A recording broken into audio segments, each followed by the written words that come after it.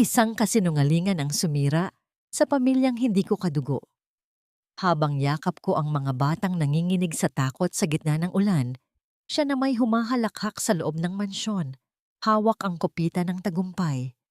Patay na ang nanay nila at ikaw ay isang hamak na labandera lang. Panduduro ni Viviana. Pero tapos na ang panahon ng aking pananahimik. Hanggang saan aabot ang isang ama upang bawiin ang kanyang mga anak sa kamay ng isang halimaw? Isang kasinungalingan ang sumira sa pamilyang hindi ko kadugo. Habang yakap ko ang mga batang nanginginig sa takot sa gitna ng ulan, siya na may humahalakhak sa loob ng mansyon, hawak ang kopita ng tagumpay. Patay na ang nanay nila at ikaw ay isang hamak na labandera lang. Iyan ang tila lason na namutawi sa mga labi ni Viviana. Pero tapos na ang panahon ng aking pananahimik. Hanggang saan aabot ang isang ama upang bawiin ang kanyang mga anak sa kamay ng isang halimaw? At hanggang kailan mananatiling bulag ang puso sa gitna ng nagbabadyang unos? Hindi mo naiintindihan, Mateo. Masyado silang spoiled dahil sa labanderang yan. Pagkatapos ng kasal natin, I think it's better if we send them to a boarding school sa Baguio para naman matuto sila ng disiplina at hindi puro iyak ang alam. Ang boses ni Viviana ay malamig at puno ng pagmamataas. Tila bawat salitang lumalabas sa kanyang bibig ay matatalas na piraso ng kristal na humihiwa sa katahimikan ng pasilyo. At iyong si Stella, she's just a servant, Mateo. Basura lang siya na dapat nang ilabas sa pamamahay na ito bago pa niya tuluyang mahawaan ng pagiging dukha ang mga bata. Napatigil si Stella sa tapat ng pintuan. Ang kanyang mga paa ay tila bumaon sa malamig na sahig ng mansyon. Hawak niya ang isang tray kung saan nakapatong ang isang mangkok ng mainit na lugaw. Ang usok nito ay marahang humahaplos sa kanyang mukha na tila isang huling paalam. Buong gabi siyang hindi natulog upang bantayan si Miguel na nanginginig sa lagnat habang ang kanyang dalawang kapatid na sina Mauro at Maximo ay nakasiksik sa kanyang tabi dahil sa takot sa dilim. Ang bawat butil ng kanin sa lugaw na yon ay maingat niyang pinalambot. Iniisip ang mabilis na paggaling ng batang itinuring na niyang sariling anak. Ngunit sa isang sandali, ang init ng pagmamahal na kanyang inialay ay tila binuhusan ng nagyayelong tubig dahil sa narinig na usapan. Dahan-dahang humakbang paatras si Stella. Ang kanyang mga kamay ay nagsimulang manginig. Kaya naman ang kutsara ay gumagawa ng mahinang tunog ng pagtama sa gilid ng porselana. Pinilit niyang lunukin ang bara sa kanyang lalamunan na tila isang malaking bato na ayaw magpaubaya. Ang sakit ay hindi nagmula sa pagkakatawag sa kanya na basura, kundi sa katotohanang ang mga batang kanyang inaruga ng higit pa sa kanyang sarili ay itinuturing lamang na mga pabigat ng babaeng magiging bagong ina nila. Ang bawat tibok ng kanyang puso ay tila isang mabigat na padyak sa kanyang dibdib, sumasabay sa mabilis na pag-alon ng pighati sa kanyang gunita. Mama Stella, nasaan ka po? Isang mahina at gumaralgal na tinig mula sa loob ng silid ang bumasag sa kanyang pagkatulala. Si Miguel iyon, ang batang may pinakamahina ang pangangatawan ngunit may pinakamatapang na puso. Ang tawag na yon ay tila isang punyal na bumaon sa kaluluwa ni Stella. Paano niya haharapin ang mga bata kung alam niyang ang bukas na naghihintay sa kanila ay isang malupit na piitan sa ilalim ng pamumuno ni Viviana? Bago pa man siya makahuma, bumukas ang pinto ng silid-aklatan at lumabas si Mateo. Ang kanyang mukha ay bakas ang labis na pagod. Ang mga mata ay tila nawalan na ng kislap mula nang pumanaw ang kanyang asawa. Tumingin siya kay Stella, ngunit ang titig na yon ay walang init, walang pagkilala sa mga gabi ng sakripisyo na ibinuhos ng babae para sa kanyang mga anak. Ang presensya ni Mateo ay tila isang pader na yari sa yelo, matayog at hindi matitibag ng kahit anong pagsusumamo. Iwan mo na lang ang tray dyan, Stella. Viviana is right. Kailangang matuto ng mga bata na hindi palaging nakadepende sa iyo. Ang malamig na utos ni Mateo ay tila isang hatol ng kamatayan para sa kanyang damdamin. At simulan mo na ring ihanda ang mga gamit nila. We need to focus on the future of the Alcantara family. And that future doesn't include their babyish tantrums. Hindi nakapagsalita si Stella. Nanatili siyang nakayuko. Hinahayaan ang kanyang mahabang buhok na tabunan ang mga luhang nagsisimula nang pumatak sa tray. Ang bawat patak ay tila nag-iiwan ng marka ng pagtataksil sa puting tela ng kanyang uniforme. Nais niyang sumigaw.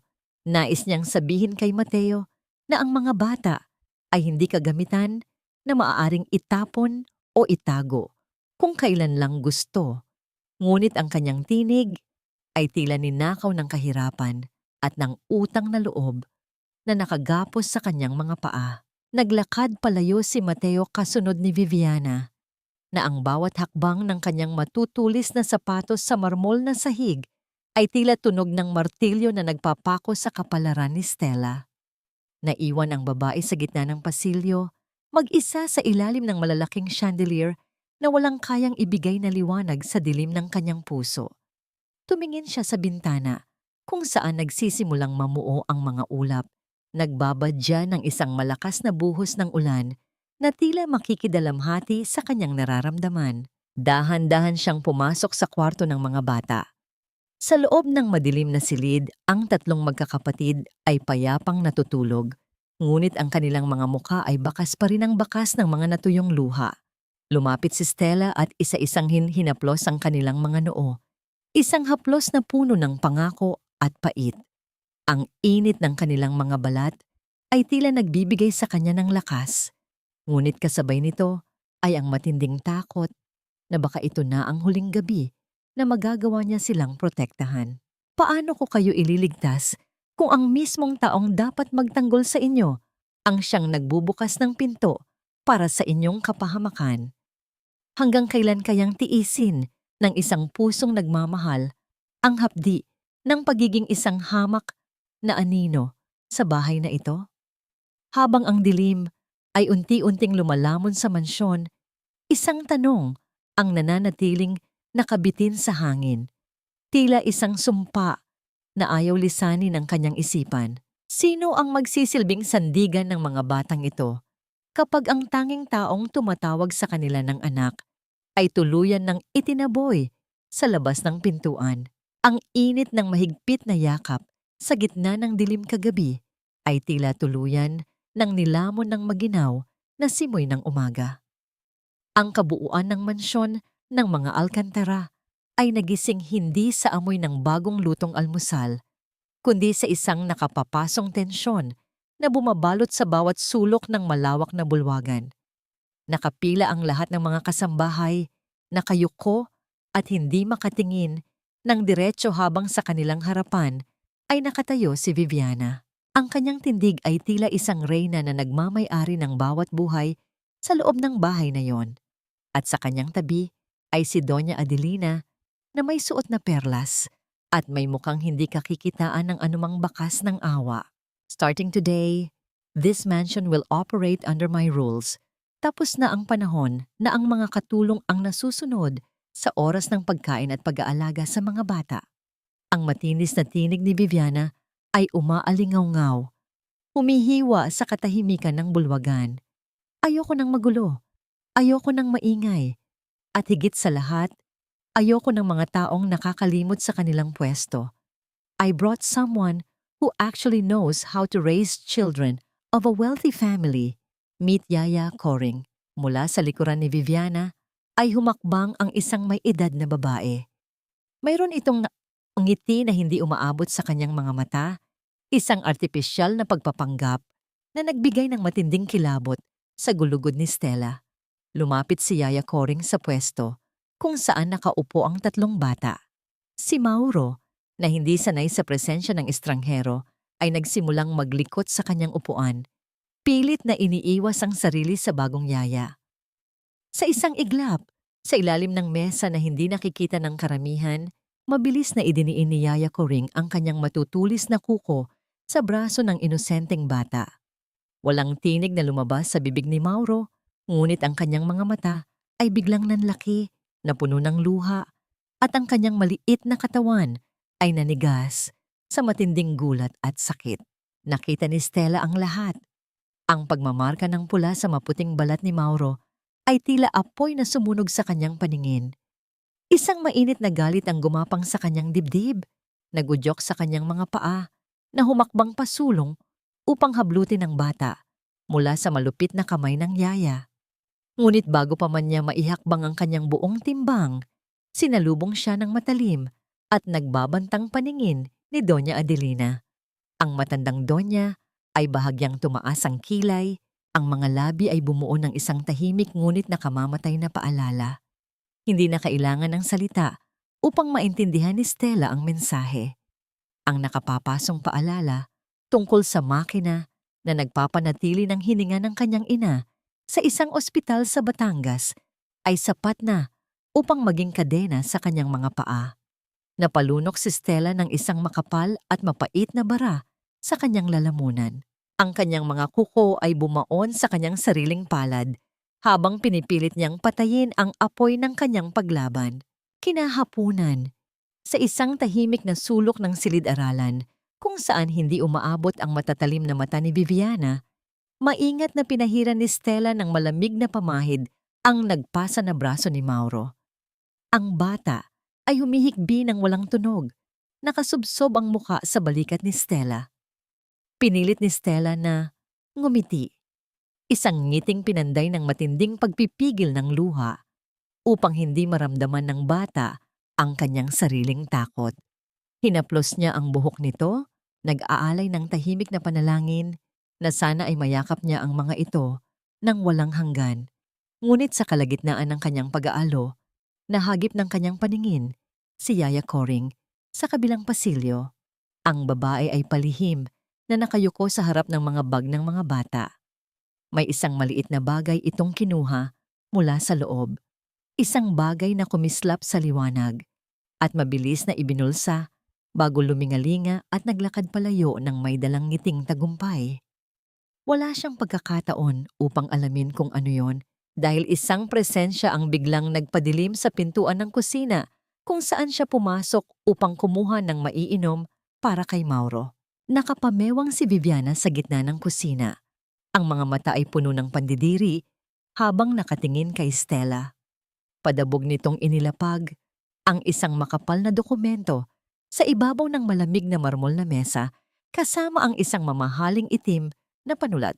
Ang papel ay naglalaman ng mga salitang hindi lubos na maintindihan ni Stella, ngunit ang pinakadulo nito ay may espasyo para sa kanyang pangalan. Pirmahan mo ang non-disclosure agreement na ito, Stella.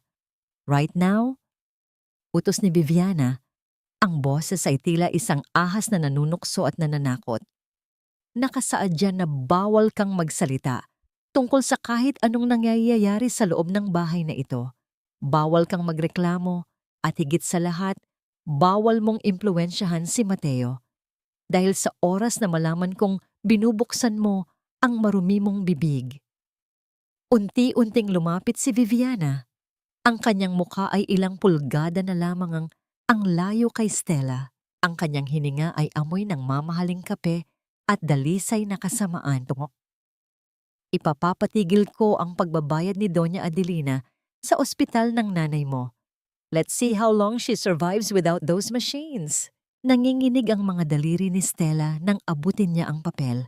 Ang lamig ng papel ay tila naglakbay patungo sa kanyang mga ugat. Pinapatigas ang kanyang buong pagkatao.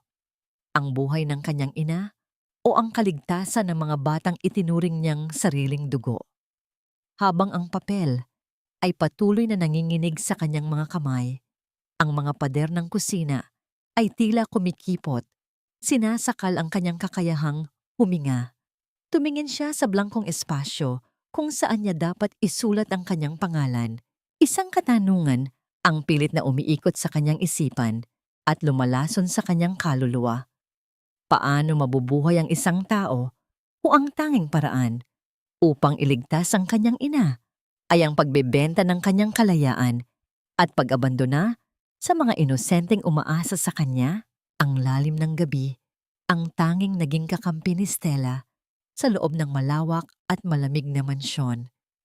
Habang ang lahat ay nakabaon sa mahimbing na pagkakatulog, marahan siyang bumangon mula sa kanyang manipis na banig.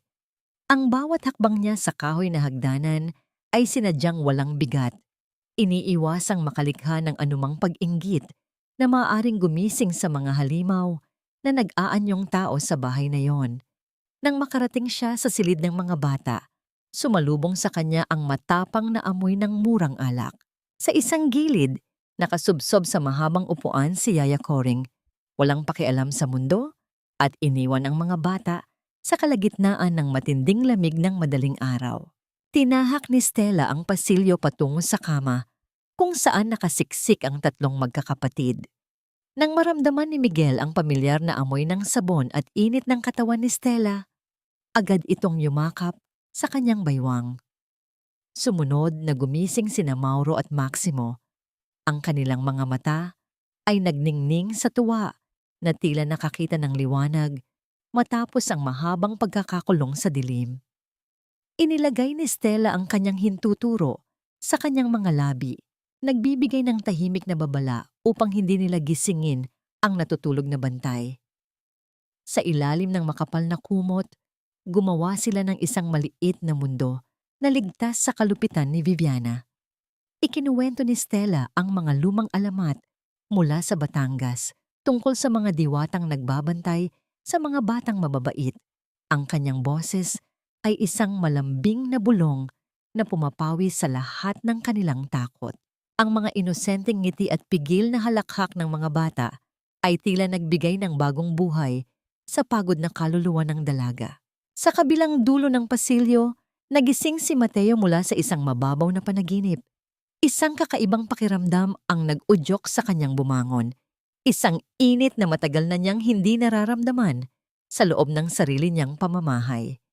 Habang naglalakad siya patungo sa silid ng kanyang mga anak, may narinig siyang mahihinang bulungan at matatamis na tawanan. Tumigil siya sa tapat ng siwang ng pinto. Sa loob, nasaksihan niya ang isang tagpo na tila nagnakaw ng kanyang hininga. Nakayakap si Stella sa kanyang tatlong anak. Ang mukha nito ay nagliliwanag sa pagmamahal habang hinahaplos ang buhok ni Maximo. Walang mamahaling damit o alahas si Stella, ngunit sa mga oras na yon, siya ang pinakamagandang tanawin sa paningin ni Mateo. Isang manipis na ngiti ang dahan-dahang gumuhit sa mga labi ng Ginoo.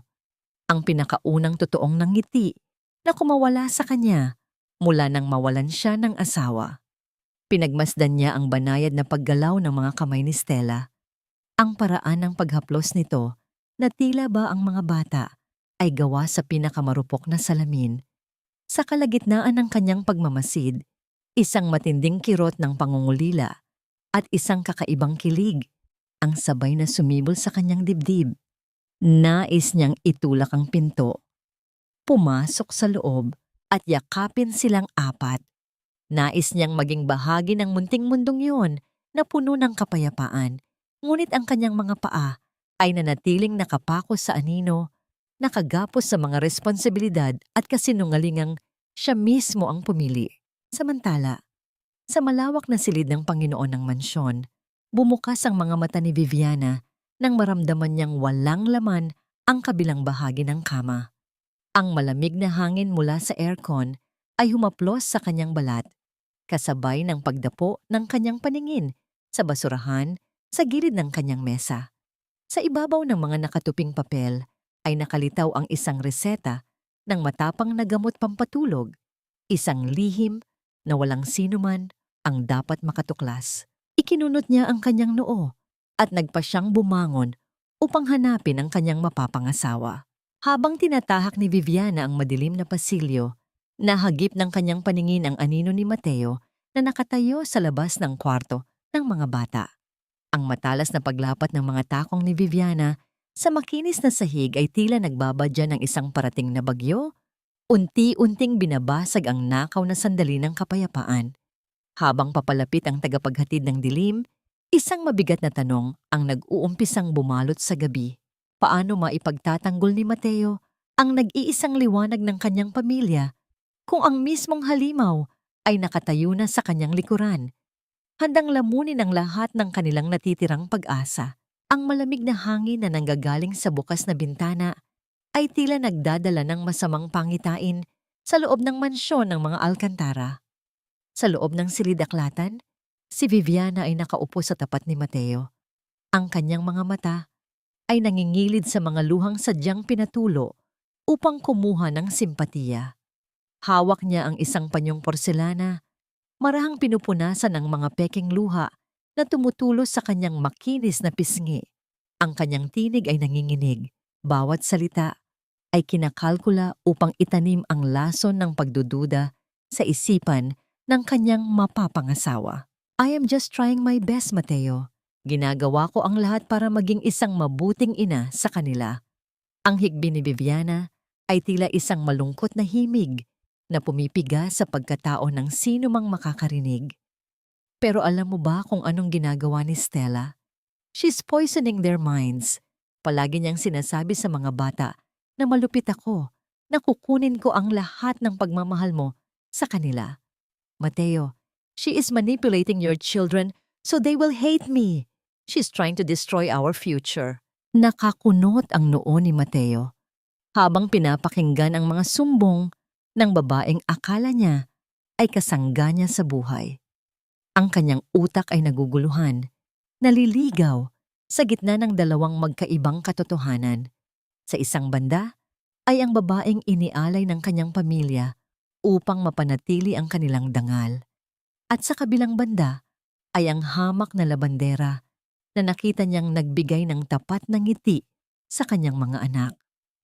Ngunit ang kahusayan ni Viviana sa paghabi ng mga kasinungalingan na kinukumpirma pa ng malamig na pagsang-ayon ni Doña Adelina na nakaupo sa sulok ay unti-unting dumudurog sa kanyang matinong pag-iisip. Ang mga salita ni Viviana ay tila makapal na ulap na nagpapalabo sa kanyang paningin hanggang sa ang nakikita na lamang niya ay ang peking imahe ng isang mapanirang Stella. Ipinatawag ni Mateo si Stella sa silidaklatan. Nang makapasok ang dalaga, bumungad sa kanya ang matalim na titig ng 3 taong itinuturing na nagmamay-ari ng kanyang buhay. Nakatayo si Mateo sa gitna. Ang kanyang tindig ay nagpapahayag ng galit at pagkabigo. Is it true, Stella? Totoo bang sinisiraan mo si Viviana sa mga bata? Ang boses ni Mateo ay mabigat at puno ng akusasyon. Bawat pantig ay tila mga batong inihahagis sa mukha ni Stella. Pinapakain ka namin, binabayaran ang ospital ng nanay mo, at ganito ang isusukli mo. Ang sirain ng pamilya ko. Ang bawat salita ay tumagos sa puso ni Stella. Nais niyang sumigaw, nais niyang sabihin na ang lahat ng yon ay isang malaking kasinungalingan, na si Viviana at Yaya Coring ang tunay na nagpapahirap sa mga bata. Ngunit nang mapadako ang kanyang paningin kay Doña Adelina, nakita niya ang banayad na pagtaas ng kilay nito, isang tahimik ngunit malinaw na banta tungkol sa makina ng kanyang nag-aagaw buhay na ina. Ang mga salitang handa na sanang kumawala sa labi ni Stella ay umurong pabalik sa kanyang lalamunan. Pinili niyang manahimik, ibinaba ang kanyang paningin sa sahig upang itago ang isang patak ng luha na mabilis niyang pinunasan gamit ang laylayan ng kanyang lumang uniforme. Ang hapdi ng hindi pag-intindi at ang bigat ng kawalan ng katarungan ay pinilit niyang lunukin mag-isa. Biglang bumukas ang pinto at pumasok si Maximo. Ang kanyang maliit na mukha ay basa ng luha. Tumakbo siya patungo kay Mateo at hinila ang dulo ng damit nito. Papa, hindi po masama si Mama Stella. Mabait po siya. Si Yaya Coring po ang nananakit kay Mauro. Ang tinig ng bata ay puno ng pagsusumamo. Umaasang pakikinggan siya ng kanyang ama. Ngunit sa halip na maniwala, ang reaksyon ni Mateo ay naging kabaligtaran. Ang galit sa kanyang mga mata ay lalong nag-apoy. Naniniwalang ang pagsasalita ni Maximo ay patunay lamang ng pambrainwash ni Stella.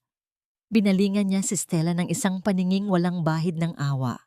Mula ngayon, bawal ka nang lumapit sa mga bata. Si Coring na ang bahala sa kanila. Ang malamig na utos ni Mateo ay pumutol sa huling hibla ng ugnayan nila. Kung makita kitang malapit sa kwarto nila, ako mismo ang magpapalaya sa iyo sa pamamahay na ito. Ang mga salitang iyon ay tila mga yelong tumusok sa buong katawan ni Stella. Nakayuko lamang siya, tinatanggap ang hatol na naglayo sa kanya sa mga taong tanging nagbibigay ng kulay sa kanyang buhay. Habang siya ay lumalabas ng silid, nahagip ng kanyang paningin mula sa bintana ang pamilyar na kotse sa labas ng gate. Si Viviana at isang lalaking nagngangalang Renato ay pasikretong nag-uusap at may inaabot na makapal na sobre. Habang patuloy na bumabaon ang laso ng hinala sa isipan ng kanyang amo, isang matinding katanungan ang unti-unting sumasakal sa puso ni Stella. Paano mananalo ang isang katotohanan kung ang tanging sandata ng kalaban ay ang kahinaan ng mga taong pilit niyang pinoprotektahan?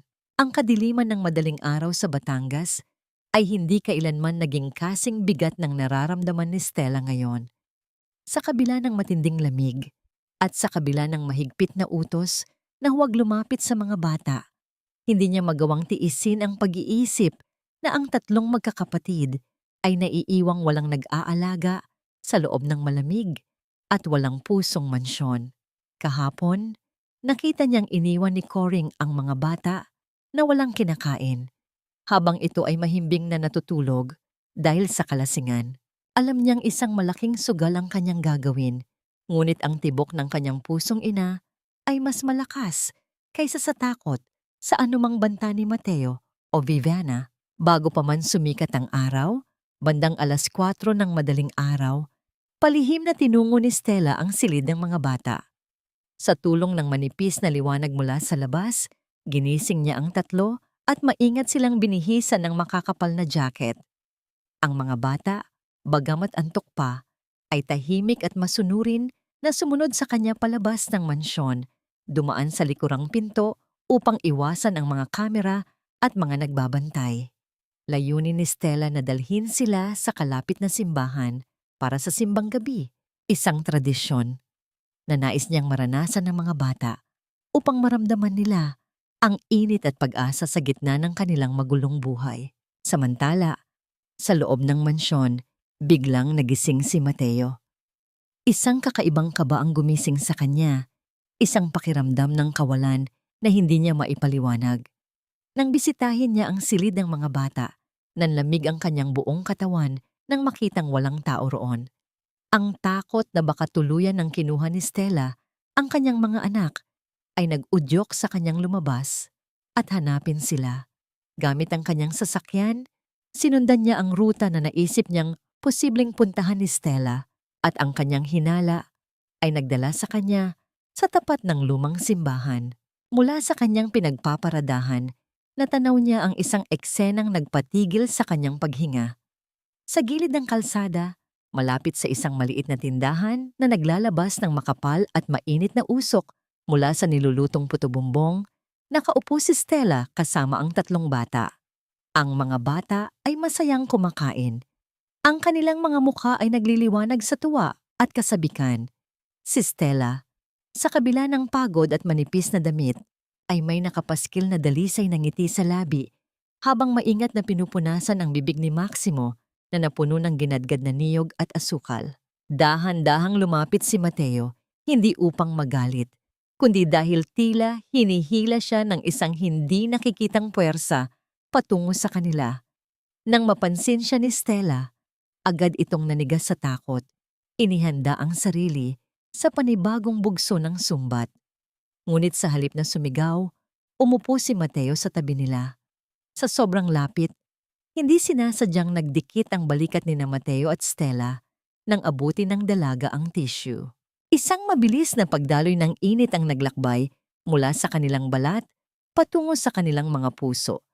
Isang nakakakilig at nakakakabang pakiramdam na nagpabilis sa tibok ng kanilang mga dibdib. Pinagmasdan ni Mateo ang mukha ni Stella habang ito ay saglit na pumikit at nag-alay ng tahimik na panalangin bago kainin ang kanyang bahagi.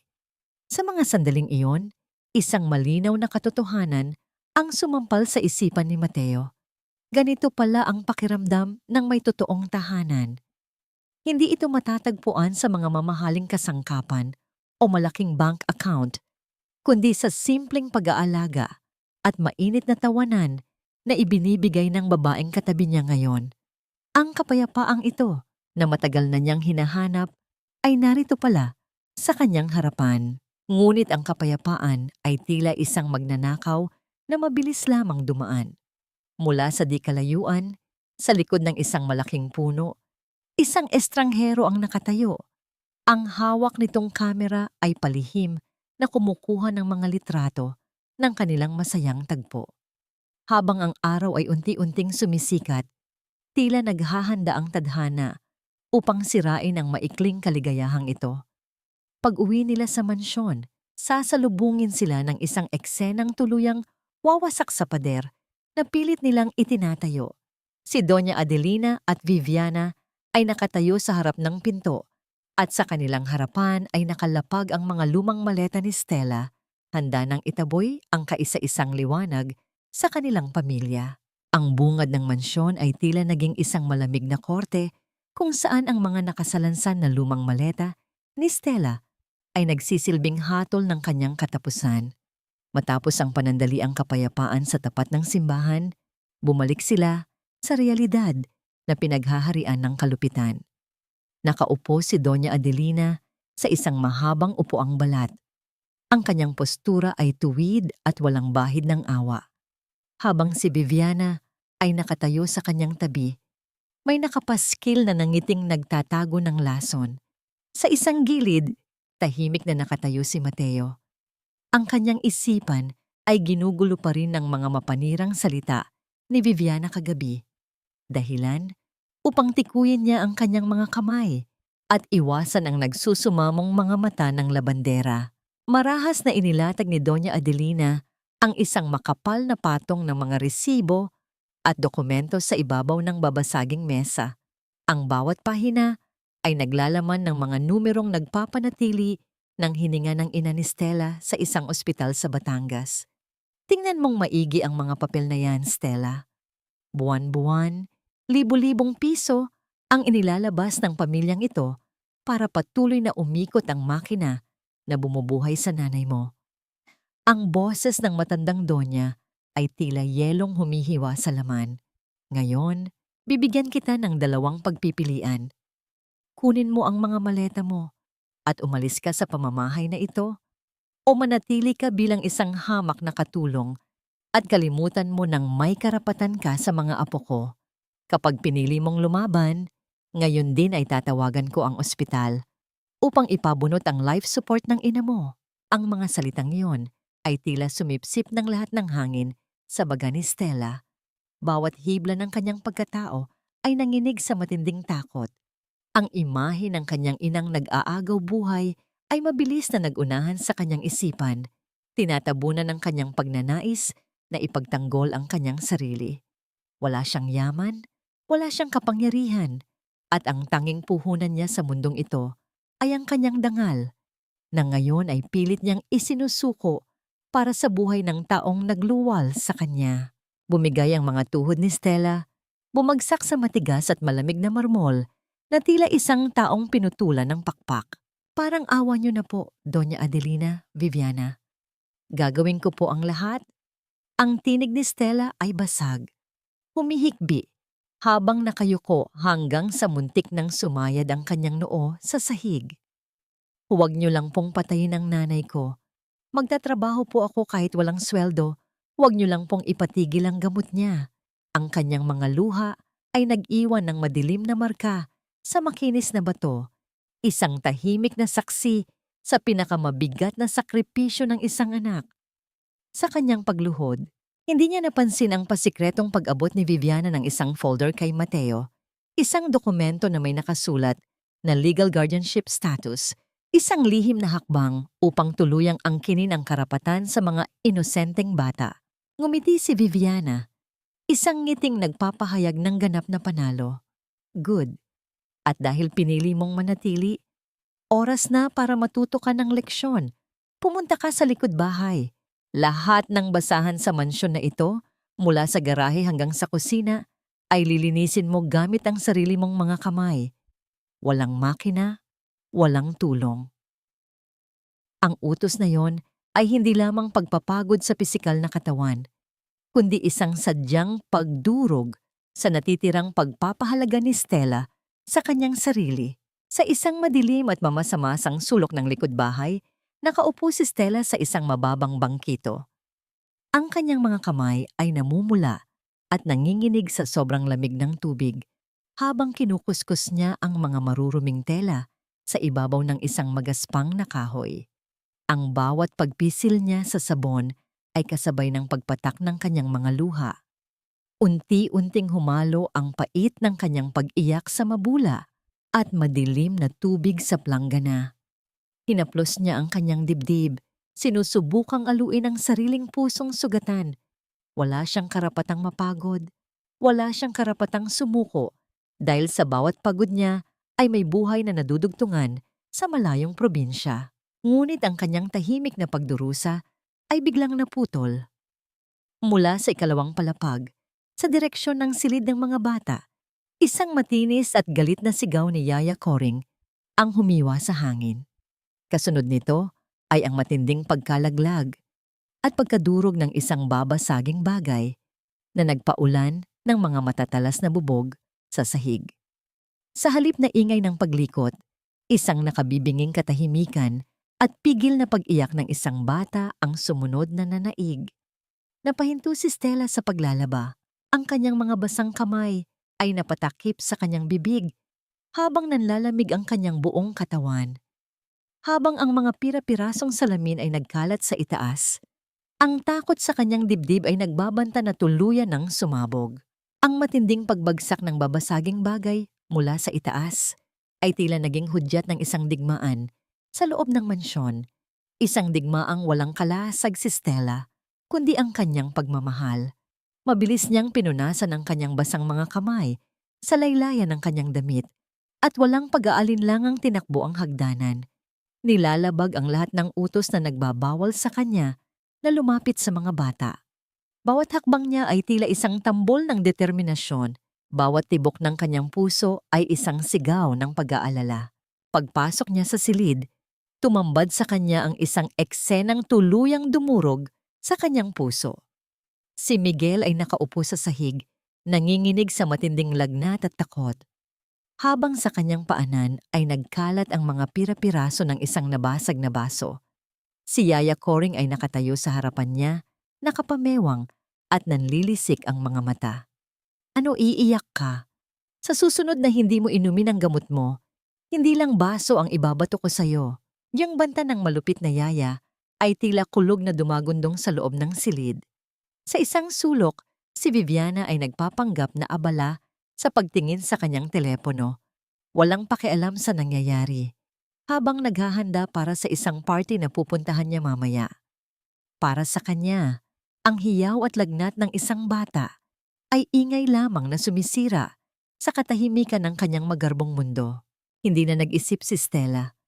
Mabilis niyang nilampasan ang dalawang babae, lumuhod sa sahig at niyakap ng mahigpit si Miguel. Ang init mula sa katawan ng bata ay tila apoy na nagpapasiklab sa galit sa kanyang dibdib. Ano ba? Sino ang nagsabi sa iyong pumasok dito? Sigaw ni Viviana. Ngunit ang mga salitang iyon ay tila hangin na lamang sa pandinig ni Stella. Ang tanging mahalaga sa kanya ngayon ay ang kaligtasan ng bata. Buong magdamag na binantayan ni Stella si Miguel. Habang si Viviana ay nasa isang magarbong pagtitipon at si Yaya Coring ay abala sa pakikipag-inuman sa ibang mga katulong, si Stella ay nanatili sa tabi ng higaan. Paulit-ulit niyang pinunasan ng basang bimpo ang nag-aapoy na noon ng bata. Ibinubulong ang mga awit na natutunan niya sa kanyang ina. Ang kanyang pagod ay tila naglaho, napalitan ng isang lakas na nagmumula sa dalisay na pag-ibig ng isang ina. Nang makita niya ang kalungkutan sa mga mata ni Mauro at Maximo na tahimik na nakamasid sa isang sulok dahil hindi sila inasikaso buong araw, kinuha niya mula sa kanyang bulsa ang isang bagay na matagal na niyang inihahanda.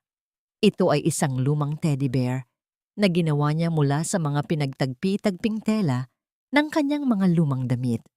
Ang mga mata nito ay gawa sa 2 butones at ang nangiti ay tinahi ng pulang sinulid. Ito ay isang simpleng laruan, ngunit sa mga mata ng mga bata, ito ang pinakamahalagang regalo sa mundo. Inabot niya ito kay Maximo bilang isang pampalubag loob at isang pangako na hindi sila mag-iisa. Sa loob ng dibdib ng teddy bear, may isang maliit na bukol, isang maliit na pulang ilaw na kumikislap nang hindi napapansin. Ito ay isang maliit na voice recorder na kinuha ni Stella mula sa isang sirang laruan ni Mateo na inayos niya sa pag-aakalang baka maggamit niya ito upang aliwin ang mga bata sa pamamagitan ng pagre-record ng kanyang mga kwento. Sa kalagitnaan ng kanyang pag-aalaga, habang ang lagnat ni Miguel ay unti-unti nang bumababa, narinig ni Stella ang isang halos hindi marinig na bulong. "Salamat po, Mama." Ang mahinang tinig ni Miguel ay tila isang anghel na bumaba mula sa langit. At ang mga salitang iyon ay sapat na upang maging gantimpala sa lahat ng kanyang paghihirap. Niyakap niya ang bata at kasama nina Mauro at Maximo. Silang 4 ay nakatulog sa iisang kama, magkakayakap na tila isang tunay na pamilya. Kinabukasan, ang katahimikan ng kanilang pagtulog ay marahas na binasag. Bumukas ang pinto at pumasok si Viviana. Ang kanyang mukha ay puno ng galit at pandidiri nang makita ang tagpo sa kanyang harapan. Si Stella, isang hamak na labandera, ay mahimbing na natutulog sa tabi ng mga batang dapat sana ay sa kanya. Ang larawang iyon ay isang insulto sa kanyang pagkatao. Ang kanyang mga mata ay nanlisik. Ang kanyang mga kamao ay nakakuyom sa gilid ng kanyang mamahaling damit. Ang inggit at puot ay nagsanib. Nag-aapoy na tila isang bulkan na handa ng sumabog. "Tapos na ang pasensya ko sa'yo." Ang bulong ni Viviana ay mas malamig pa sa yelo. At sa isipan niya, isang maitim na plano ang nagsimula ng mabuo. Isang planong tuluyan nang mag-aalis sa landas niya ng babaeng itinuturing niyang pinakamalaking banta. Ang nanlilisik na mga mata ni Viviana ay tila 2 nagbabagang uling na sumunog sa huling hibla ng pag-asa ni Stella. Ang planong matagal nang umuusbong sa isipan ng primera kontrabida ay handa na ngayong anihin. At ang gagamitin niyang punyal ay ang mismong pag-ibig ni Stella para sa mga bata. Kinaumagahan, habang abala si Stella sa paghahanda ng almusal, pasikretong pumasok si Viviana sa kusina kasama si Yaya Coring. Sa isang sulok na hindi abot ng sinuman, kumuha si Viviana ng isang maliit na puting tableta mula sa kanyang bulsa, ang pampatulog na matagal na niyang itinatago. Sa isang mabilis na kilos, dinurog niya ito hanggang sa maging pinong pulbos at walang bakas na inihalo sa isang baso ng gatas na nakahanda para kay Maximo. Si Coring naman ang nag-abot nito sa bata, may kasamang peking ngiti na nagkukubli sa isang demonyong balak. Sa sala, habang pinapainom ni Stella si Maximo ng gatas, napansin niyang unti-unting nanamlay ang bata. Ang masiglang mga mata nito ay dahan-dahang lumabo at ang maliit nitong katawan ay bumigat sa kanyang kandungan. "Maximo, anak, anong nangyayari sa'yo?" Ang nag-aalalang tanong ni Stella ay puno ng papalaking takot. Tinapik niya ang pisngi ng bata, ngunit wala na itong tugon. Ang hininga nito ay naging mababaw. Nanlamig ang buong katawan ni Stella nang mapagtantong nawalan ng malay ang batang hawak niya. Sa isang iglap, bumagsak ang kanyang mundo. Isang nakabibinging sigaw ang kumawala sa bibig ni Viviana. "Oh my God! Maximo! He's not waking up! Stella, what did you do?" Umiiyak at nanginginig, itinuro ni Viviana si Stella na tila ba ito ang pinakamasamang kriminal sa buong mundo. Mabilis siyang tumakbo patungo sa kwarto ni Stella at pagbalik niya ay may hawak na siyang isang bote ng gamot. "Nahanap ko to sa ilalim ng unan niya." She drugged him. Tinangka niyang patayin ang bata. Ang perpektong pag-arte ni Viviana. kasama ang pagkumpirma ni Yaya Coring, ay sapat na upang tuluyang lasunin ang isipan ni Mateo. Pagdating niya mula sa opisina, isang eksenang puno ng kaguluhan ang kanyang dinatnan.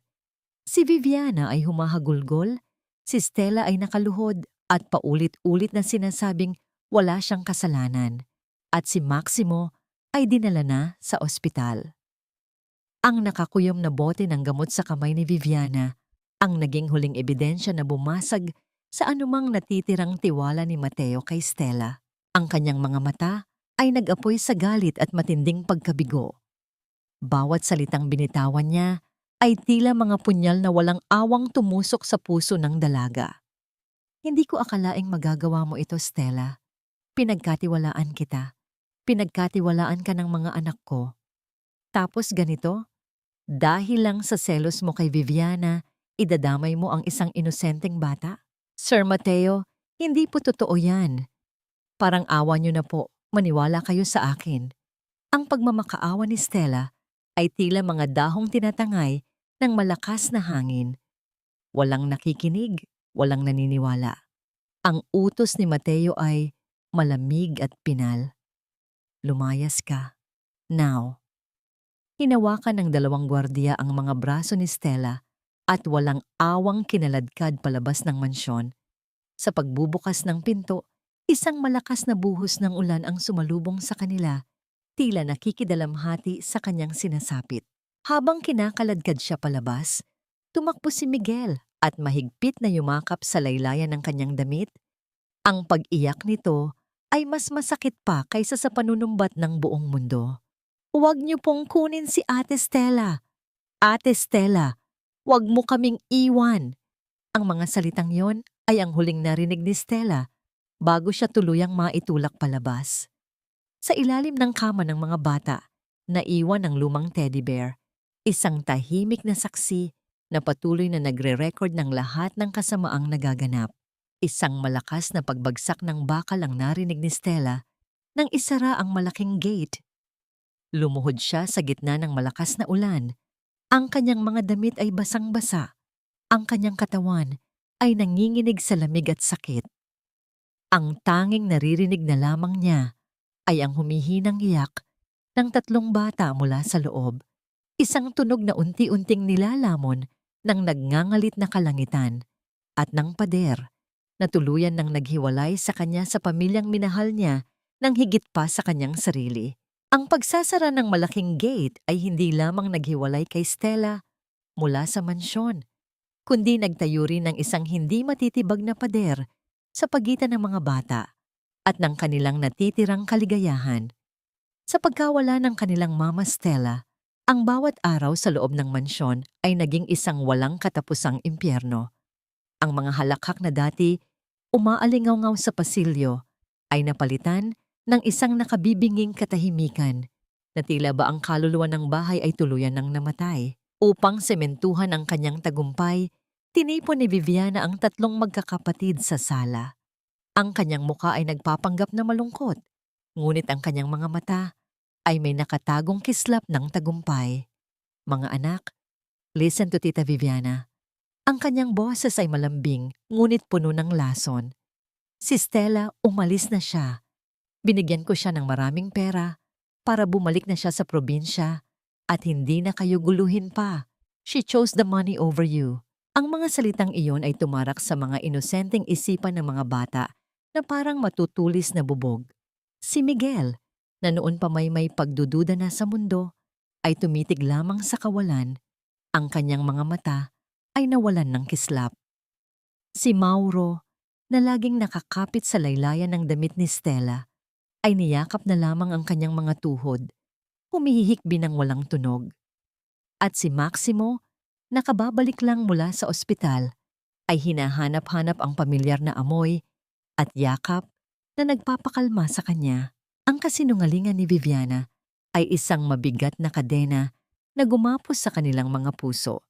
Pinipilit silang maniwala na sila ay inabandona ng taong pinakamamahal nila.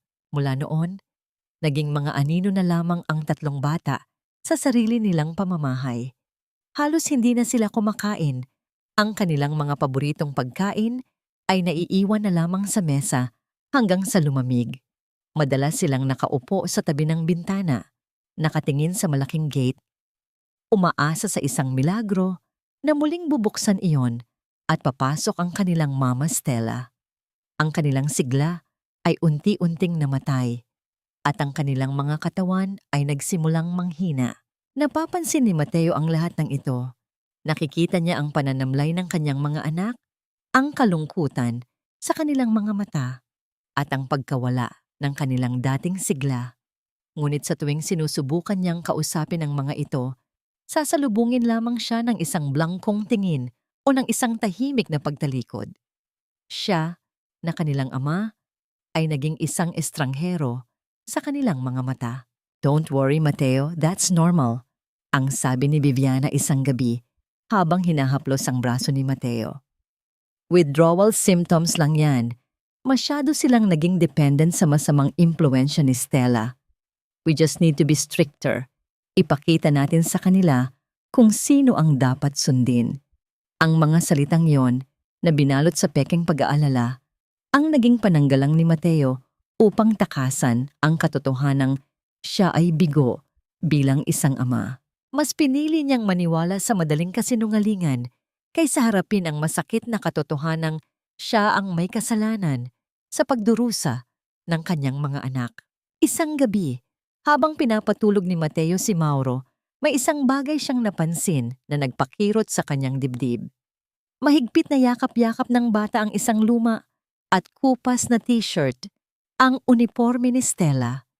Idinikit niya ito sa kanyang ilong at naamoy ang pamilyar na samyo ng murang sabon panlaba na ginagamit ng dalaga.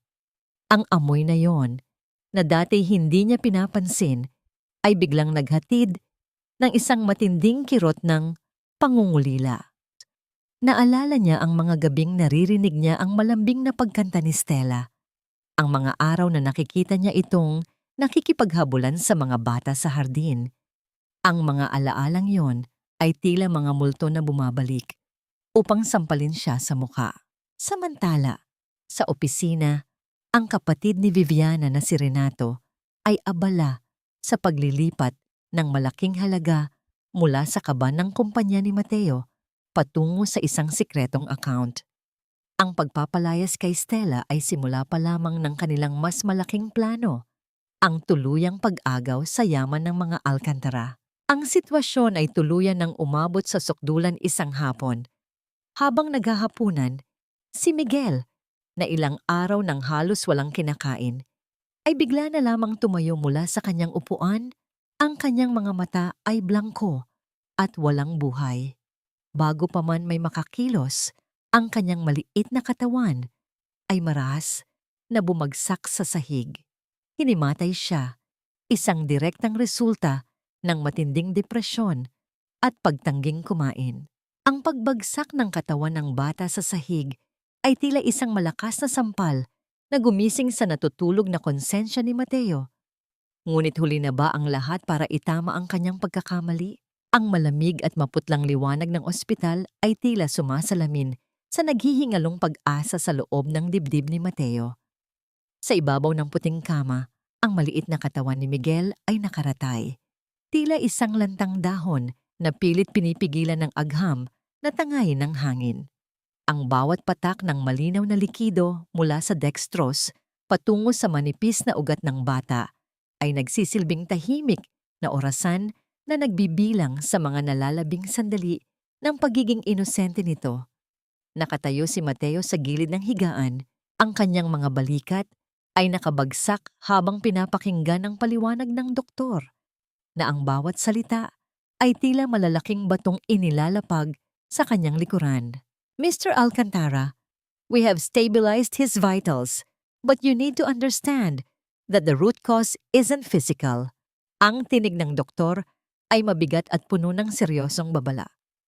"His body is shutting down because his mind has already surrendered." Ang tawag dito ay severe emotional trauma.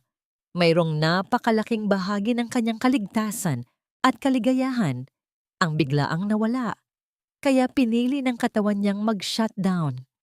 Kung hindi maibabalik ang kanyang peace of mind, hindi natin siya maililigtas. Ang katotohanan iyon ay isang malakas na sampal na yumanig sa buong pagkatao ni Mateo. Tiningnan niya ang natutulog niyang anak. Ang mga matang dati ay puno ng sigla na ngayon nakapikit at may bakas ng matinding kalungkutan. Sa kalagitnaan ng kanyang pagdurusa, walang pakundangan namang pumasok si Viviana sa loob ng silid. Ang kanyang tindig ay hindi nagpapakita ng anumang pag-aalala para sa bata, kundi isang pagmamadali na matapos ang isang pabigat na tungkulin, may hawak siyang isang makapal na folder na agad niyang inilapag sa mesa sa tabi ni Mateo. Mateo, listen to the doctor. Hindi na normal itong ginagawa ng anak mo. Ang boses ni Viviana ay pilit na pinalalambing, ngunit hindi maitago ang kanyang pagiging desperada. I already talked to a specialist. Ipapirma mo lang sa akin ang guardianship papers na ito at ililipat natin sila sa isang magandang special psychiatric facility.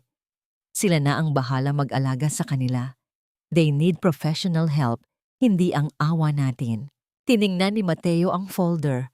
Pagkatapos ay itinaas niya ang kanyang paningin upang salubungin ang mga mata ni Viviana. Sa kauna-unahang pagkakataon, ang makapal na ulap ng pagmamanipula ay bahagyang nahawi. Wala siyang nakitang pagmamahal sa mga mata ng kanyang mapapangasawa, kundi isang malamig na kalkulasyon upang tuluyang ilayo ang kanyang mga anak.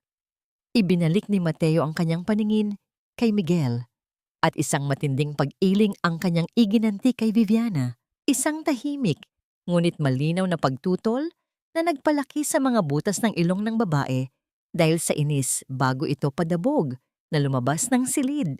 Sa labas ng silid, sa dulo ng madilim na pasilyo kung saan hindi umaabot ang paningin ni Mateo, nakatayo ang isang babaeng nanginginig sa pagpipigil ng pag-iyak.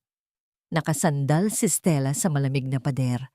Ang kanyang mga kamay ay mahigpit na nakakapit sa kanyang dibdib habang pinapanood mula sa maliit na salamin ng pinto ang kalagayan ni Miguel. Nais niyang itulak ang pinto, yakapin ang bata at sabihing narito na ang kanyang mama Stella, ngunit alam niyang ang kanyang paglapit ay maaaring maging mitya ng tuluyang pagputol ng tulong medikal sa kanyang sariling ina. Ang pagmamahal niya ay nauwi sa isang pangungulila na walang boses, isang pagdurusa na kinakailangan niyang lunukin mag-isa. Bago siya umalis upang hindi mahuli, dahan-dahan niyang inilabas mula sa kanyang bulsa ang isang maliit na rosaryong gawa sa kahoy, ang tanging alaala ng kanyang yumaong ama na palagi niyang ipinagdarasal para sa kaligtasan ng mga bata. Maingat niya itong isinabit sa hawakan ng pinto bago tuluyang tumalikod at naglakad palayo sa dilim ng pasilyo. Ilang sandali lamang ang lumipas nang lumabas si Mateo upang kumuha ng mainit na kape. Ang kanyang paningin ay agad na nahagip ng maliit na rosaryo na umiindayog sa hawakan ng pinto. Kinuha niya ito at nang idikit niya ito sa kanyang muka, isang pamilyar at nakakapanabik na amoy ng sabon panlaba ang dumampi sa kanyang pangamoy. Napapikit si Mateo, isang mainit na patak ng luha ang kumawala sa kanyang mga mata habang hinihigpitan ng hawak sa rosaryo. Alam niyang narito si Stella at sa kabila ng lahat ng sakit na ipinaranas niya rito, hindi pa rin ito iniiwan ng kanyang mga anak. Ang pag-ilaw ng kanyang telepono ay nagpabalik sa kanya sa realidad. Isang mensahe mula sa bangko ang kanyang nabasa. Nagtatanong kung bakit hindi sinasagot ni Doña Adelina ang sunod-sunod na tawag patungkol sa mga malalaking pondong inilalabas ng walang pahintulot. Isang panibagong misteryo ang bumabagabag sa kanyang isipan, ngunit kailangan muna niyang umuwi saglit sa mansyon upang kumuha ng mga damit na magagamit ni Miguel sa ospital. Pagdating ni Mateo sa mansyon, sinalubong siya ng isang nakabibinging katahimikan. Madilim ang kabuuan ng bahay maliban sa isang maliit na ilaw na nagmumula sa silid ni na Mauro at Maximo. Pumasok siya upang silipin ang dalawa. Natutulog sila ng mahimbing, ngunit ang atensyon niya ay naagaw ni Maximo na mahigpit na nakayakap sa isang lumang teddy bear, ang laruang ginawa mismo ni Stella. Habang inaayos ni Mateo ang kumot ng bata, hindi sinasadyang napadiin ang kanyang kamay sa tiyan ng laruan. Isang mahinang kaluskos mula sa loob ng teddy bear ang umagaw sa kanyang atensyon. Kasunod ay ang pag-andar ng isang sirang recorder na nakatago sa loob ng bulak nito. Sa gitna ng katahimikan ng gabi, umalingaw-ngaw ang isang pamilyar, matinis, at nakakakilabot na tinig na nagmumula sa laruan. Ang tinig ni Viviana, sinusundan ng boses ni Yaya Coring. Ang mga salitang narinig niya mula sa inosenteng laruang yon ay tila isang malakas na lindol na yumanig sa pundasyon ng buong buhay niya, at ang gabi ay naghintay sa pagsabog ng katotohanang matagal nang nakabaon sa dilim. Ang katahimikan sa loob ng madilim na silid ng mga bata ay tila naging isang malawak na korte kung saan ang mga ebidensya ng kasamaan ay inihaharap hindi sa isang hukom, kundi sa isang amang nagpadala sa kabulagan. Nanigas ang buong katawan ni Mateo habang nakaluhod sa gilid ng kama ni Maximo. Ang kanyang kamay ay nanginginig na nakadiin pa rin sa tiyan ng lumang teddy bear. Mula sa loob ng murang laruan, patuloy na umaalingaw-ngaw ang mga tinig na tuluyang dumurog sa mga pader ng kanyang pagbubulag-bulagan. Ilagay mo yang pampatulog, Coring. Siguraduhin mong walang matitira. Kapag nawalan ng malay ang batang yan, ipapalabas nating si Stella ang may gawa. Sisiguraduhin kong lalayas ang labanderang yan at hindi na babalik pa. Ang matinis at walang awang boses ni Viviana na sinusundan ng nakakakilabot na halakhak ni Yaya Coring ay tila mga asidong ibinubuhos sa kaluluwa ni Mateo. Ang bawat salita ay nagbabalik ng mga larawan sa kanyang isipan. Ang pagmamakaawa ni Stella habang kinakaladkad palabas sa ulan, ang pamumutla ni Maximo sa ospital, at ang pagbagsak ng katawan ni Miguel dahil sa matinding depresyon. Nabitawan ni Mateo ang teddy bear at mabilis niyang tinakpan ang kanyang muka gamit ang nanginginig niyang mga palad. Pilit niyang pinigilan ang mabigat na paghinga, ngunit sa huli ay bumigay din siya sa mapait at tahimik na pag-iyak. Dahan-dahang kumuyom ang kanyang mga kamao habang nilalamon siya ng sakit, galit at pagsisisi. Ang bigat na nararamdaman niya ay hindi lamang para kina Viviana at Coring. Mas masakit, mas malalim, at mas matindi ang galit niya sa sarili. Paano niya hinayaang ang babaeng itinuring ang kanyang mga anak na parang sariling dugo ay itaboy na parang aso? Paano niya naiwaglit ang kanyang pagiging ama dahil lamang sa pekeng dangal ng isang pamilyang ang pundasyon ay kasinungalingan?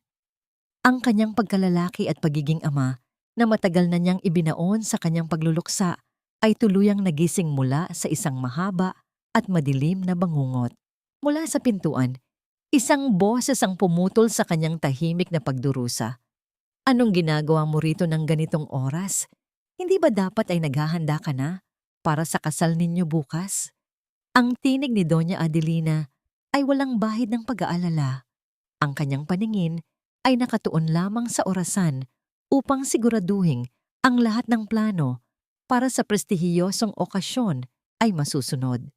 Pumasok siya sa silid, nakataas ang kilay, habang pinagmamasdan ang nakaluhod niyang anak. Marahang tumayo si Mateo.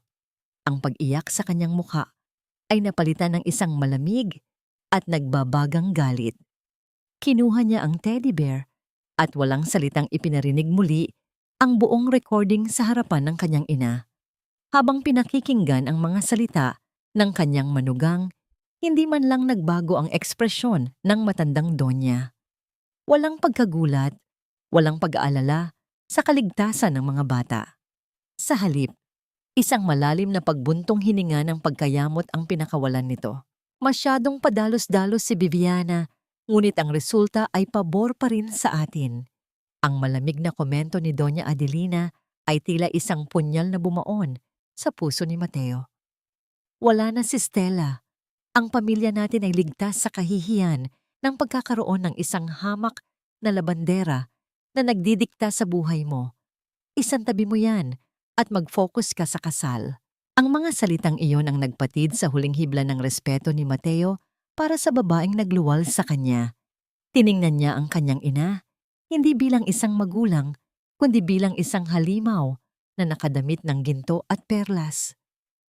Para sa inyo, ang dangal ng pamilyang ito ay mas mahalaga kaysa sa buhay ng mga apo ninyo?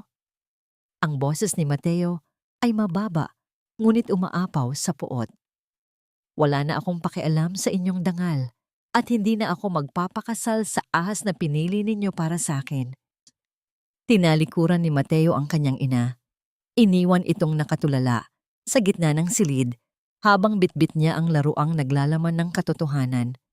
Ang utang na loob na nagkadena sa kanya ng mahabang panahon ay tuluyan na niyang pinutol. Habang nagaganap ang komprontasyon sa isang bahagi ng mansyon, natanggap ni Mateo ang sagot mula sa bangko na nagpatunay sa hinalang hindi sinasagot ni Doña Adelina ang kanilang mga tawag. Ang kapatid ni Viviana na si Renato ay ginamit ang pekeng pirma ng Doña upang ubusin ang pondo ng negosyo ng mga Alcantara. Isang katotohanang mas lalong nagpatibay sa planong gagawin niya kinabukasan. Ngunit ang pinakamabigat na tanong na gumugulo sa isipan ni Mateo ay hindi tungkol sa kung paano niya wawasakin si Viviana bukas, kundi tungkol kay Stella. Nasaan na ang babaeng tanging nagbigay ng tunay na liwanag sa buhay nila, lalo na ngayong naputol na ang life support ng kanyang ina dahil sa utos ni Doña Adelina bago pa man malaman ni Mateo ang lahat? Kinaumagahan, sa loob ng isang marangyang suite sa hotel, nakatayo si Viviana sa harap ng isang malaking salamin. Ang kanyang suot na mamahaling puting wedding gown ay kumikinang sa liwanag, perpektong nagtatago sa kanyang maitim na kaluluwa. Ang kanyang ngiti ay abot tenga, punong-puno ng pagmamataas, dahil sa wakas, ang lahat ng yaman ng mga Alcantara ay mapapasa kanya na. Habang inaayos ng mga stylist ang kanyang belo, marahas na bumukas ang pinto ng kwarto. Pumasok si Mateo. Ang kanyang mukha ay blangko at walang anumang emosyon na mababakas. Tiningnan niya ang babaeng nag-aakalang siya na ang magiging reyna habang sa labas ng hotel. Unti-unting namumuo ang mga ulap ng isang malaking iskandalo na magpapabagsak sa lahat ng kasamaan. Ang Hotel Grand Ballroom ay punong-puno ng mga taong ang suot ay ginto at seda. Ngunit ang hangin ay mabigat sa amoy ng mga bulaklak na tila ba nakikidalamhati sa isang kasal na ang pundasyon ay mga kasinungalingan. Ang kislap ng mga kristal na chandelier sa kisame ay sumasalamin sa mga huwad ng ngiti ng mga bisita habang sa gitna ng altar, nakatayo si Viviana. Ang kanyang puting wedding gown ay tila isang balat ng anghel na bumabalot sa isang kaluluwang kasing itim ng gabi. Ang kanyang mga kamay ay mahigpit na nakahawak sa isang kumpol ng mga puting rosas at ang kanyang nangiti ay punong-puno ng tagumpay. Sa wakas, ang lahat ng pinangarap niyang yaman at kapangyarihan ay isang I-do na lamang ang layo. Nagsimulang tumugtog ang musika ng dahan-dahang paglalakad. Ngunit ang bawat hakbang ni Mateo patungo sa altar ay walang bakas ng kagalakan. Ang kanyang mukha ay tila nililok mula sa malamig na marmol. Ang kanyang mga mata ay hindi nakatingin sa babaeng naghihintay sa kanya, kundi sa isang kawalan na puno ng pagsisisi. Ang bawat padyak ng kanyang sapatos sa pulang alpombra ay tila isang mabigat na bilang ng mga huling sandali ng paghahari ni Viviana.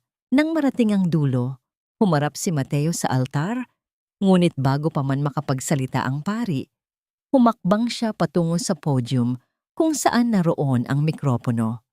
Ang bawat mata sa loob ng ballroom ay nakatitig sa kanya, naghihintay ng mga matatamis na salita para sa kanyang bride. Isang matinding katahimikan ang bumalot sa buong silid, isang katahimikang tila hinihintay ang pagsabog ng isang nakatagong bagyo. Hindi ko akalain na ang isang banal na okasyong tulad nito ay magiging entablado ng pinakamalaking panlilinlang. Ang boses ni Mateo ay mababa, ngunit sapat na upang marinig ng bawat taong naroon. Ang kanyang tinig ay tila isang malakas na agos na nagigiba sa mga pader ng kapayapaan. Viviana, akala mo ba ay mananatiling nakabaon ang mga lihim mo sa ilalim ng puting gown na yan? Bago pa man makasagot ang namumutlang si Viviana, inilabas ni Mateo ang kanyang telepono at ikinabit ito sa sound system ng ballroom. Ang marahas na pag-inggit ng mga speaker bago lumabas ang tunog ay tila hudyat ng paghuhukom. Umalingaw-ngaw sa buong ballroom ang boses ni Viviana, ang boses na walang bahid ng tamis, kundi puno ng lason at pagmamataas. Ang recording mula sa teddy bear ni Maximo. Ilagay mo yang pampatulog, Coring. Sisiguraduhin kong lalayas ang labanderang yan. Ang bawat salita ay tila mga sampal na tumatama sa mukha ni Viviana sa harap ng lahat ng kanyang mga kaibigan at kakilala sa alta sosyedad. Ang mga bulungan ng mga bisita ay unti-unting lumakas. Ang mga mata ng lahat ay napuno ng pandidiri at pagkagulat. Ang imahe ni Viviana bilang isang mabuti at mapagmahal na ina ay tuluyan ng nadurog sa harap ng katotohanang siya ay isang babaeng handang pumatay ng bata para sa pera. Ang mukha ni Viviana ay nawalan ng kulay. Tila ba ang lahat ng dugo sa kanyang katawan ay bumaba sa kanyang paanan. Nagsimulang manginig ang kanyang mga labi habang sinusubukang bumuo ng depensa. Ngunit ang kanyang mga kamay ay hindi na makahawak ng maayos sa mga rosas hanggang sa maglaglagan ang mga ito sa sahig. Ang kanyang mga mata ay nanlilisik sa takot at kahihiyan nang mapansin niyang pumasok ang mga pulis sa gitna ng ballroom. Viviana San Gabriel, isinasama ka namin para sa kasong pagtatangkang pagpatay at fraud. Ang tinig ng isang opisyal ay nagbigay ng huling tuldok sa kanyang mga pangarap. Sa kanyang desperasyon, sinubukan ni Viviana na tumakbo, ngunit mabilis siyang nahawakan ng mga pulis. Ang kanyang magandang wedding gown ay nagsimulang mapunit sa gilid dahil sa kanyang pagpupumiglas at ang kanyang belo ay marahas niyang nahila na naglalantad sa kanyang magulong buhok at mukhang punong-puno ng puot. Ang kislap ng mga posa sa kanyang mga kamay ay ang huling alahas na isinuot niya sa araw na yon. Hindi na lumingon si Mateo. Iniwan niya ang kaguluhan sa loob ng ballroom. Hindi na pinakinggan ang mga pagmamatigas at pagmamakaawa ni Viviana na idinadamay na rin ang kanyang ina na si Doña Adelina. Ang bawat hakbang niya palabas ng hotel ay tila isang pagtakas mula sa isang mabigat na bilangguan. Ngunit sa kabila ng tagumpay laban sa kasamaan, ang kanyang puso ay nanatiling mabigat. Tumakbo siya patungo sa kanyang sasakyan. Ang tanging nasa isipan ay ang imahe ni Stella. Ang ulan na nagsimulang pumatak sa kanyang mukha ay tila paalala ng gabing itinaboy niya ang dalaga. Sa bawat segundo ng kanyang pagmamaneho, isang panalangin ang kanyang ibinubulong na sana ay hindi pa huli ang lahat para humingi ng tawad sa babaeng tanging nagmahal sa kanyang mga anak ng tapat. Ngunit pagdating niya sa maliit at lumang bahay ni Stella sa Batangas, ang tanging sumalubong sa kanya ay isang bakanting lote at ang malamig na hanging walang dalang anumang bakas ng taong kanyang hinahanap. Ang dating marangyang mansyon ng mga Alcantara na nooy puno ng mga tagapagsilbi at utos na tila batas ay naging isang malawak at tahimik na disyerto matapos ang malaking iskandalo. Pinaalis ni Mateo ang lahat ng mga kasabwat ni Viviana, kabilang ang mga taong naging bulag sa paghihirap ng kanyang mga anak. Sa gitna ng kusinang dati ay pinamamahalaan ng mga propesyonal na tagapagluto. Nakatayo si Mateo. Suot ang kanyang puting polo na ngayon ay may mantsana ng mantika at uling.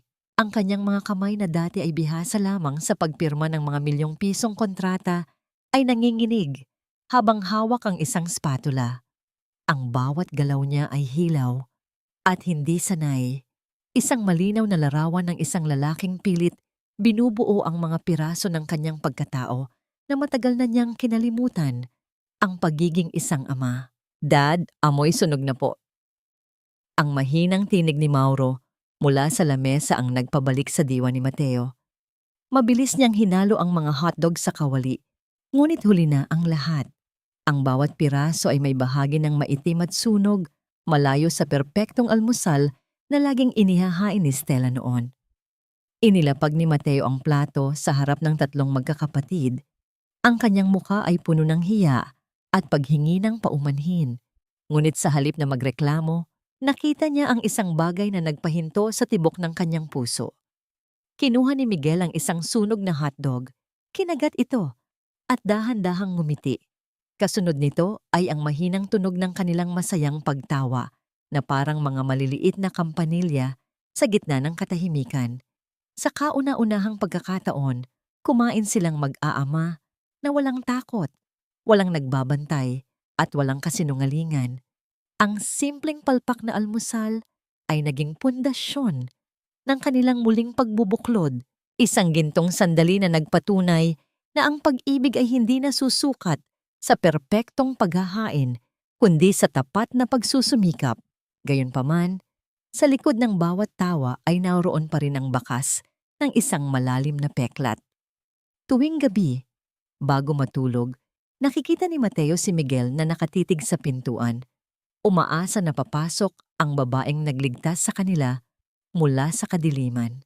Dad, kailan po babalik si Mama Stella? Ang tanong na yon ay tila isang punyal na paulit-ulit na bumabaon sa dibdib ni Mateo.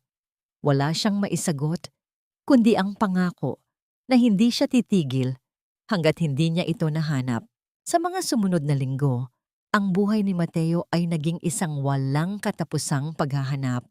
Iniwan niya ang pamamahala ng kumpanya sa kanyang mga pinagkakatiwalaang tauhan at ginugol ang bawat oras sa pag-iikot sa bawat sulok ng Maynila at karatig lalawigan.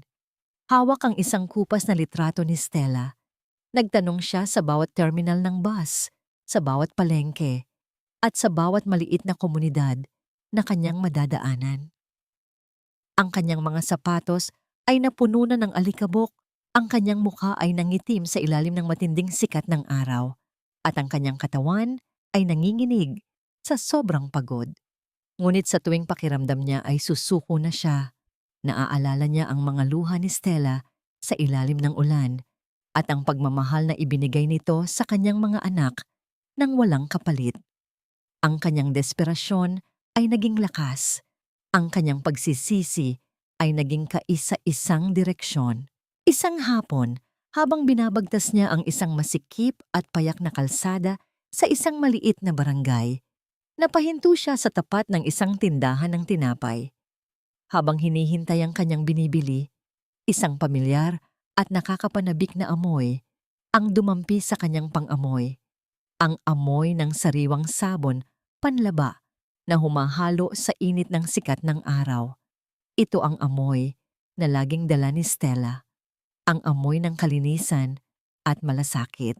Dahan-dahan niyang inilingon ang kanyang paningin patungo sa kabilang panig ng kalsada.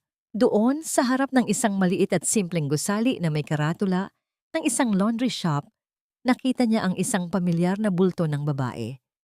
Ang kanyang buhok ay nakatali ng maayos at siya ay abala sa pagsasampay ng mga puting tela sa isang mahabang sampayan. Ang bawat galaw ng kanyang mga kamay ay puno ng ingat at dedikasyon, tila ba ang bawat damit na kanyang hinahawakan ay mahalaga. Ang sikat ng hapon ay nagbibigay ng isang ginintuang liwanag sa kanyang paligid, na tila ba ang langit mismo ang nagtuturo sa kanya. Nanigas ang buong katawan ni Mateo, ang kanyang hininga ay naging mababaw at mabilis, habang ang kanyang puso ay nagsimulang tumibok ng malakas sa kanyang dibdib. Matapos ang mahabang panahon ng paghahanap sa gitna ng dilim, sa wakas ay natagpuan na niya ang nag-iisang liwanag na magbabalik ng buhay sa kanilang tahanan. Ngunit habang pinagmamasdan niya si Stella mula sa malayo, isang matinding kaba ang bumalot sa kanya. Paano niya haharapin ang babaeng sinira niya ang buhay? At sapat na ba ang kanyang pagsisisi upang mabura ang pait ng nakaraan? Ang bawat patak ng ulan na nagsimulang bumuhos mula sa madilim na kalangitan ay tila mga luhang nakikiramay sa bigat ng bawat hakbang ni Mateo patungo sa maliit na laundry shop. Ang amoy ng basang lupa ay humahalo sa banayad na samyo ng sabon na nanggagaling sa loob. Ang pamilyar na amoy na tila naging gabay niya sa gitna ng kawalan. Sa loob, nakita niya si Stella na abala sa pagtitiklop ng mga puting tela. Ang kanyang mga galaw ay kalmado. Ang kanyang mukha ay may bakas ng pagod, ngunit may kalakip na kapayapaan na matagal na niyang hindi nakikita noon. Nang tumunog ang maliit na kampanilya sa itaas ng pinto na hudyat ng pagpasok ng isang tao, dahan-dahang nag-angat ng tingin si Stella. Ang kanyang mga kamay na may hawak na tuwalya ay panandaliang natigil sa hangin nang magtama ang kanilang mga paningin. Isang nakabibinging katahimikan ang bumalot sa pagitan nila. Isang katahimikang puno ng mga hindi masabing salita at mga sugat na hindi pa tuluyang naghihilom. Stella, ang mahinang pagbigkas ni Mateo sa kanyang pangalan ay tila isang pagsusumamo na nagmula sa kailaliman ng kanyang kaluluwa. Humakbang siya palapit, nais niyang abutin ang kamay ng dalaga, nais niyang maramdaman muli ang init na dati niyang binaliwala. Ngunit dahan-dahan at mahinhin na lumayo si Stella. Inilagay ang mesa sa pagitan nila bilang isang pader ng proteksyon. Anong ginagawa mo rito, Sir Mateo? Ang tinig ni Stella ay mahinahon, ngunit may katigasan na tila isang batong hinubog ng agos ng panahon. Kung may mga damit kayong ipapalaba, maaari niyo pong iwan dyan. Pero kung narito kayo para sa ibang dahilan, pakiusap, lisanin niyo na ang lugar na ito. Stella, pakiusap. Makinig ka muna. Ang boses ni Mateo ay nanginginig. Bawat salita ay tila isang piraso ng kanyang nadurog na puso. Alam ko na ang lahat. Alam ko na ang ginawa ni Viviana, ang panlilinlang ni Coring, at ang sarili kong katangahan. Hindi ko mapapatawad ang sarili ko sa paraan ng pagtrato ko sa iyo. Sinira ko ang buhay mo dahil sa bulag kong paniniwala sa mga maling tao. Tumingin ng diretso si Stella sa mga mata ni Mateo. Walang galit sa kanyang paningin, kundi isang malalim na pag-unawa na nagmula sa sakit. Natuto na akong mabuhay nang wala ang mga Alcantara, Mateo. Dito, sa maliit na tindahang ito, nahanap ko ang sarili ko. Nahanap ko ang dangal na tinapak-tapakan ninyo sa mansyong yon. Hindi nyo na ako maaring diktahan at hindi nyo na ako maaaring saktan muli. Ang bawat salita ni Stella ay tila isang deklarasyon ng kanyang kalayaan. Tani, isang pagpapatunay na ang isang babaeng galing sa hirap ay may kakayahang bumangon ng mas matatag kaysa sa sinumang mayaman. Hindi na nakayanan ni Mateo ang bigat ng kanyang pagsisisi. Ang kanyang mga tuhod ay bumigay. At sa harap ng babaeng dating itinuring niyang hamak na katulong, dahan-dahan siyang lumuhod sa sahig. Ang ulan sa labas ay lalong lumakas. Ang bawat patak nito ay humahampas sa bubong na tila isang marahas na palakpak. Hindi ako nandito bilang amo mo, Stella. Nandito ako bilang isang lalaking walang kwenta kapag wala ka. Hindi ko kayang ayusin ang pamilya ko ng mag-isa, ang mga bata. Si Miguel, Mauro at Maximo. Kailangan kanila. Kailangan kita. Ang kanyang mga balikat ay nanginginig sa bawat pigil na hikbi. Ang kanyang mukha ay basa na ng mga luhang kanina pa niya pinipigilan. Isang matagal na katahimikan ang muling namayani. Pinagmasdan ni Stella ang lalaking nasa kanyang paanan.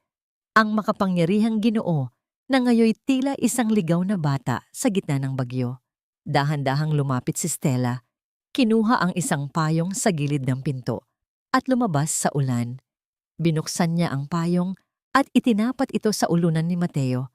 Pinoprotektahan ito mula sa lamig ng buhos ng langit. Hindi pa rin siya nagsasalita, ngunit ang simpleng kilos na yon ay nagpahiwatig ng isang pintuan ng awa na dahan-dahang bumubukas. Mama Stella!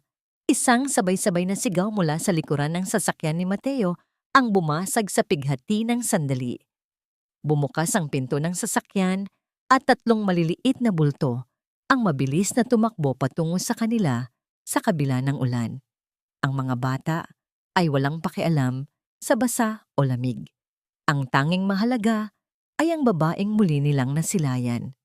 Nang maramdaman ni Stella ang maliliit na bisig ni na Miguel, Mauro at Maximo na yumayakap sa kanyang mga binti.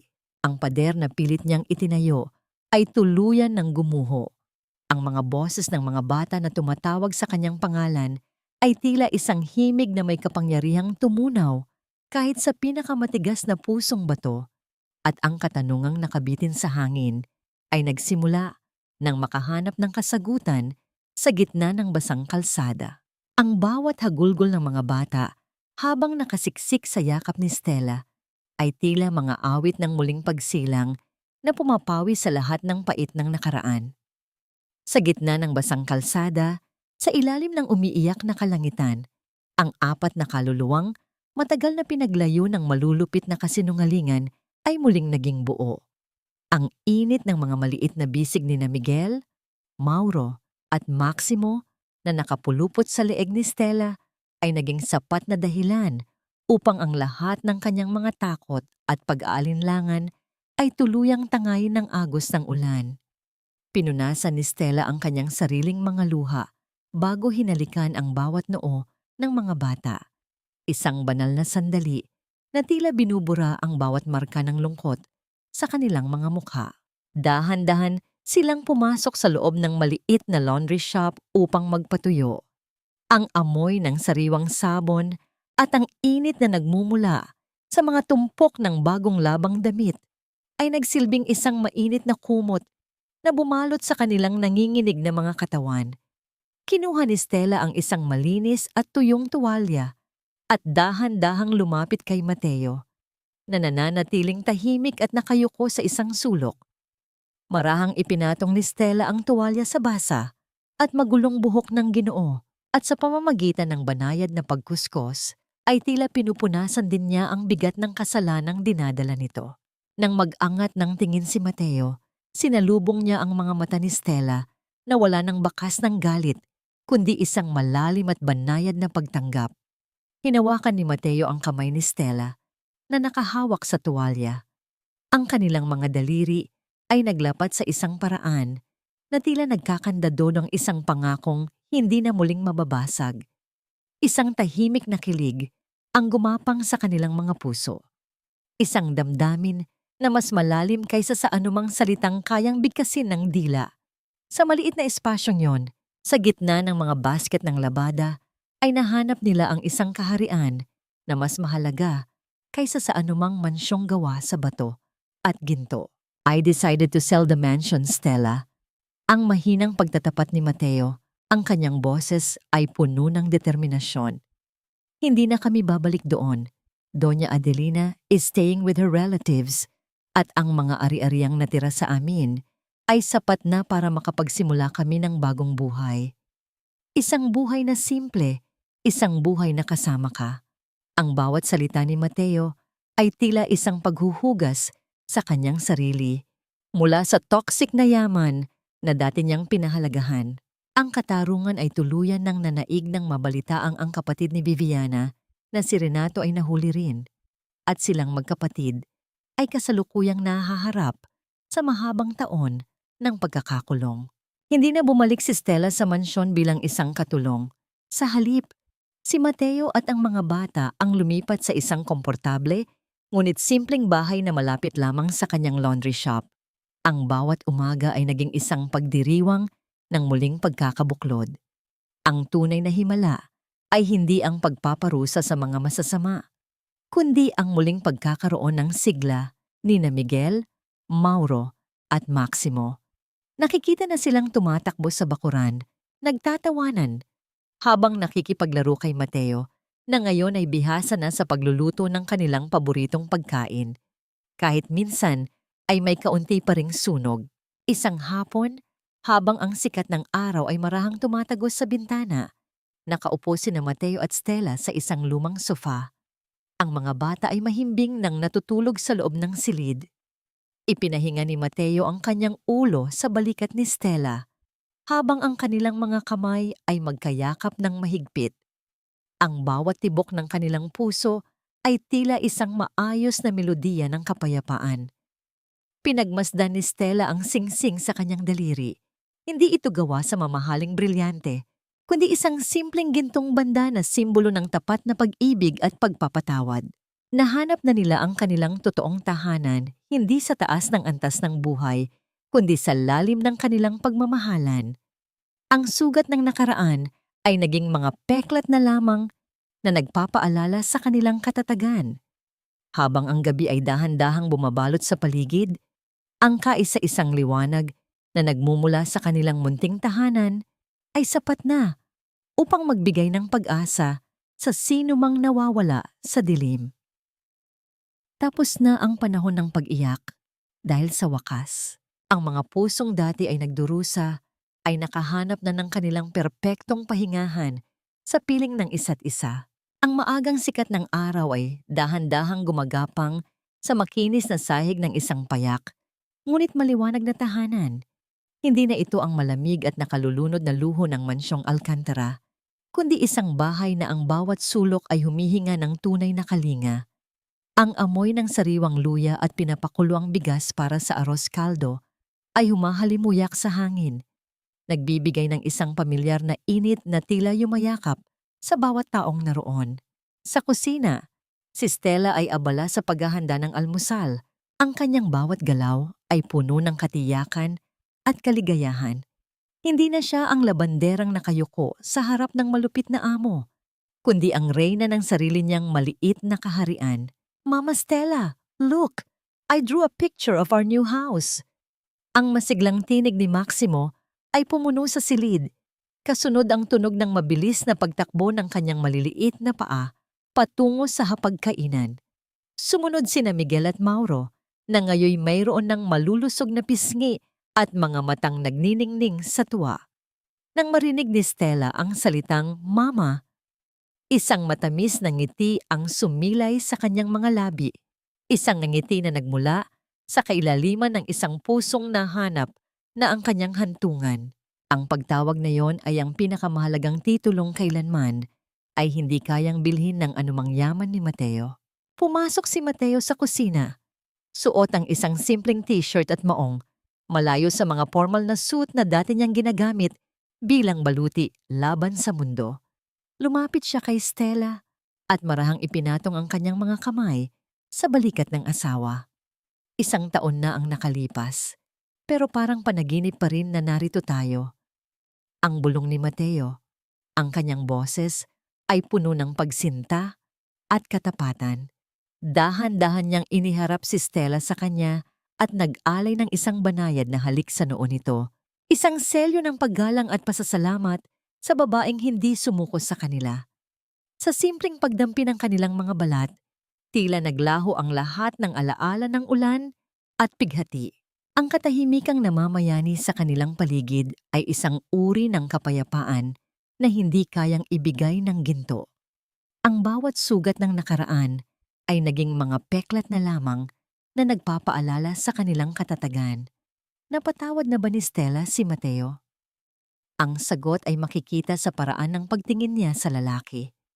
Isang tinging puno ng pag-asa at paniniwalang ang bawat tao ay karapat-dapat sa pangalawang pagkakataon kung ang pagsisisi ay tapat. Pinatunayan ni Mateo sa araw-araw na mas mahalaga ang isang hapon na kasama silang nagtatawanan kaysa sa lahat ng korporasyon sa mundo.